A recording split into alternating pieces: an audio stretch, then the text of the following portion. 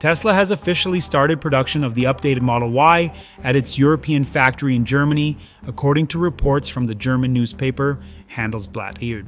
Employees at the Gigafactory Berlin were informed of the production launch just yesterday, with assembly beginning today, January 14th. This European facility, Tesla's only manufacturing hub on the continent, focuses solely on producing the Model Y, which held the title of the world's best-selling electric vehicle last year. However, despite achieving record deliveries in the last quarter of 2024, Tesla experienced a slight dip in its global delivery numbers for the first time.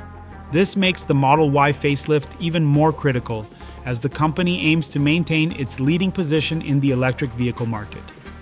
The refreshed Model Y was first revealed in China, where Tesla experienced a rise in sales last year, standing in contrast to its global trend. Markets such as Australia and New Zealand already have the updated Model Y available for orders, with deliveries expected to begin in May. While the timeline for European deliveries remains unclear, past launches suggest that North America may be among the final markets to receive the updated version. Nicknamed Juniper, the facelifted Model Y comes with redesigned front and rear sections and a more polished interior.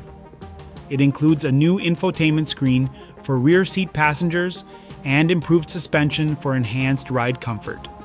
Tesla has also removed the gear selector stalk from the steering column, leaving only the turn signal stalk. This change differs from the Cybertruck and the refreshed Model 3, where controls are integrated into the steering wheel and central infotainment system. Tesla delivered 1,789,226 vehicles globally in 2024, a slight 1% decline from the 1,808,581 deliveries in 2023. Nevertheless, the company remains a key player in the electric vehicle landscape, with the updated Model Y poised to strengthen its market presence.